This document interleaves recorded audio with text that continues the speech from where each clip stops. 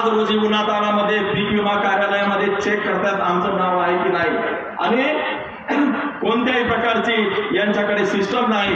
म्हणून शेतकऱ्यांना सरसकट सगळ्याच्या सगळा पीक विमा ज्यांनी अर्ज भरले त्यांनाही, ज्यांनी भरले नाही त्यांनाही सगळ्यांना पीक विमा यांनी मंजूर करण्याची आवश्यकता आहे। ती सुद्धा मागणी आमची या ठिकाणी आहे।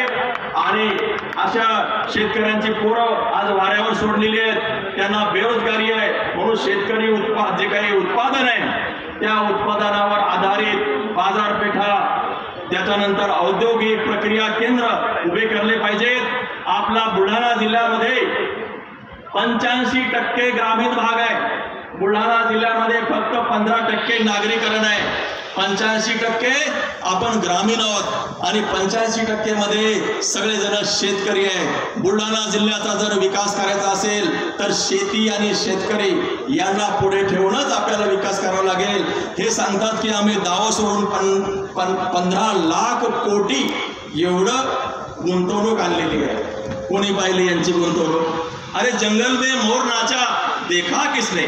आम्हाला काय माहिती तुमचं ठाण्याचं, मुंबईचं, पुण्याचं आणि नागपूरचं जे पर कॅपिटा उत्पन्न आहे, दरडोई उत्पन्न, ते 3 लाख 4 लाख प्रति माणसी येतं। आणि बुलढाण्याचं किती येतं? बुलढाण्याचं दरडोई उत्पन्न सांगू का तुम्हाला? त्यांचं 3 लाख आहे, 4 लाख आहे, 5 लाख आहे, 10 लाख आहे। त्या फक्त 4 जिल्ह्याचं। बुलढाण्याचं दरडोई उत्पन्न फक्त 88,000 आहे मित्रांनो, 88,000 रुपये। कुठे आहोत आपण? कसली नीती, कसली धोरणं आणि काय करताय शेतकऱ्यासाठी? आणि म्हणून ह्या सगळ्या प्रश्नावरती जाग करण्यासाठी इथलं जे धोरण आहे, नियोजन आहे, हे सगळं पुन्हा एकदा नव्यानं बांधण्यासाठी, या सरकारला जबाब विचारण्यासाठी पहिल्यांदा आपण हा भव्य दिव्य असा ट्रॅक्टर मोर्चा या ठिकाणी आयोजित केलेला आहे। माननीय उद्धव बाळासाहेब ठाकरे साहेबांनी आदेश दिला आणि आपण सगळ्यांनी तो पाळलेला आहे। उद्धव साहेबांनी सांगितलेलं आहे की आज शेतकऱ्यांच्या पाठीमागं, शेतकऱ्याच्या रस्त्यावर, शेतकऱ्याच्या बांधावर, शेतकऱ्याच्या शेतावर पाठीमागं खंबीरपणाने उभं राहायचंय।